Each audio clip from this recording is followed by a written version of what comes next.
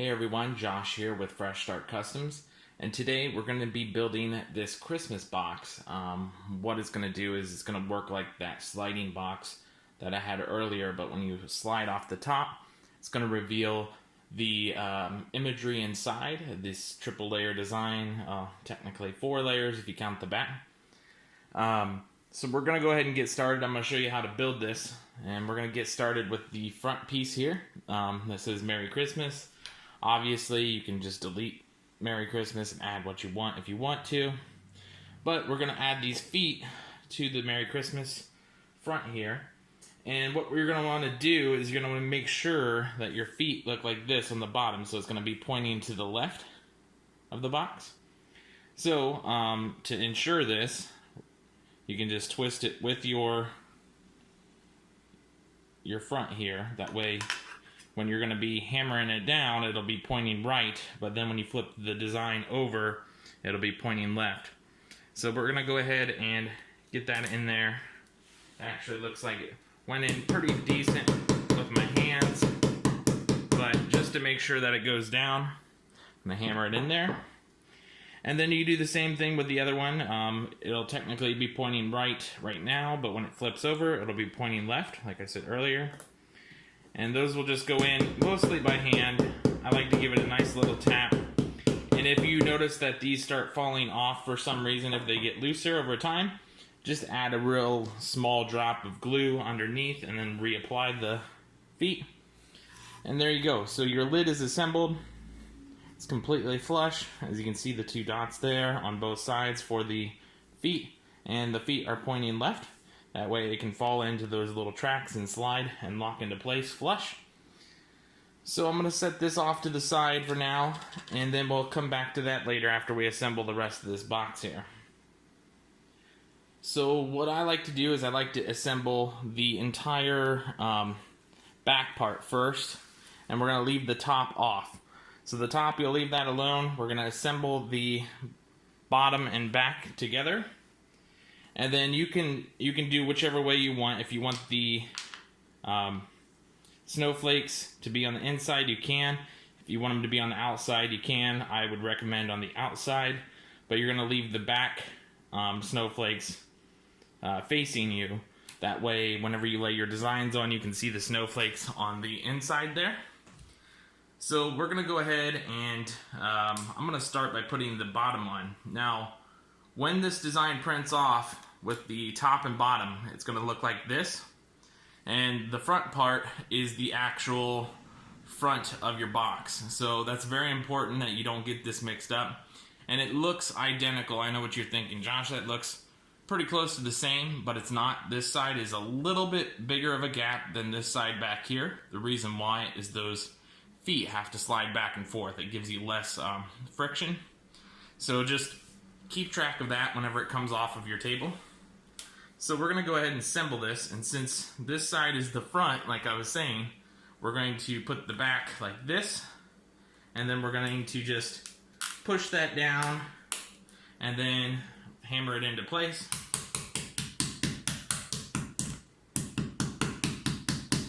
Just like that, and just to make sure we got it flush on both sides, I like to tap both the top and the bottom.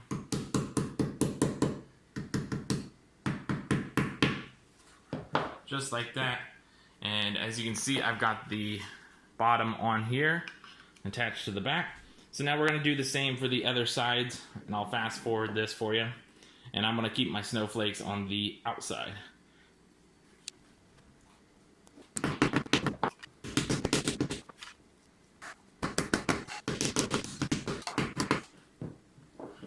Alright, as you guys can see, I've got the entire back, bottom, and sides put on here. So now what we're going to do is we're still going to ignore the top, and we're going to put on the front. The reason being is these slots on both the top and bottom are loose, so your design can just drop in there free-handed, and then they kind of float there. You see how loose that is? That's on purpose, and then whenever the box is all the way put together, that holds these insides together. So we're going to go ahead and put the top one, and then we'll drop the center in after. So I'll go ahead and fast forward this again for you guys.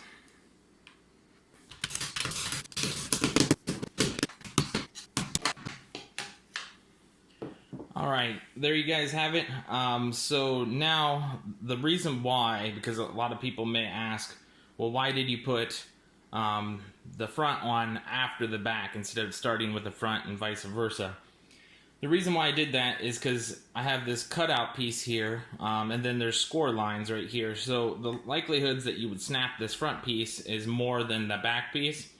So putting the box together is a little bit more aggressive than starting the other way around, where you could potentially crack this. So you have more control whenever you use the hammer to lightly tap the edges into place. So that's the reason why I put the front on last here.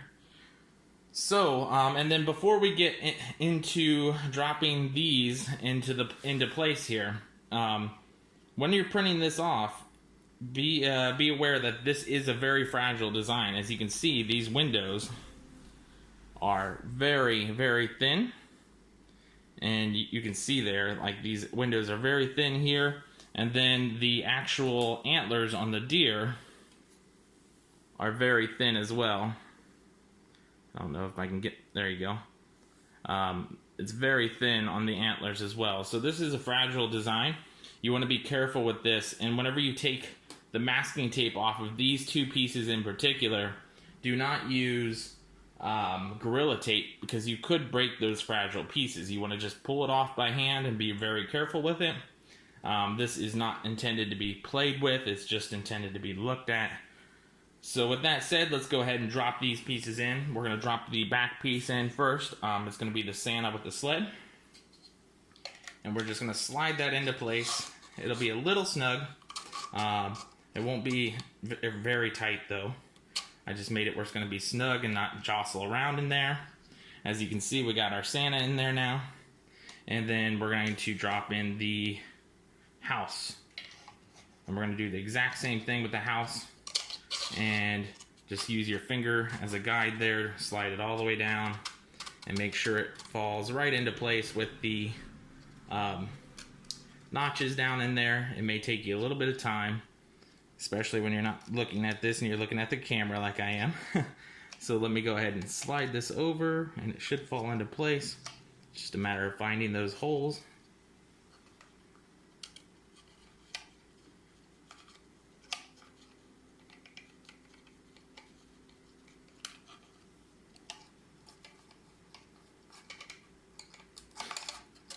There we go.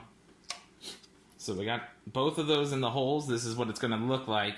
Now the trickiest part is going to be getting your top on. This is the piece that we set off to the side. And like I said earlier, you got to make sure that whenever it comes off the printer, you have this little bit wider piece on the outside here facing you. That's exactly how it prints off. It faces you. So now we're going to go ahead and we're going to line all this up and then carefully tap it all together. And you should be able to push this pretty firmly with your hands to get it all into place before you start tapping here. But you got to be very careful when you line it all up here. And if you have to, you can reach underneath and help guide these strips into place here.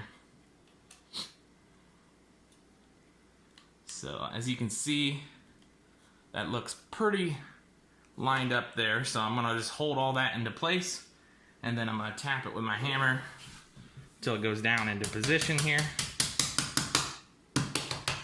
You kind of feel it catch.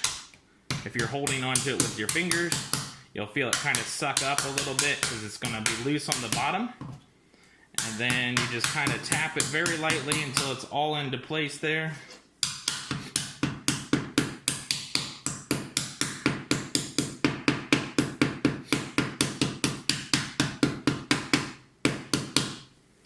Alright, and then I'm going to give it a few taps this way just to make it nice and snug.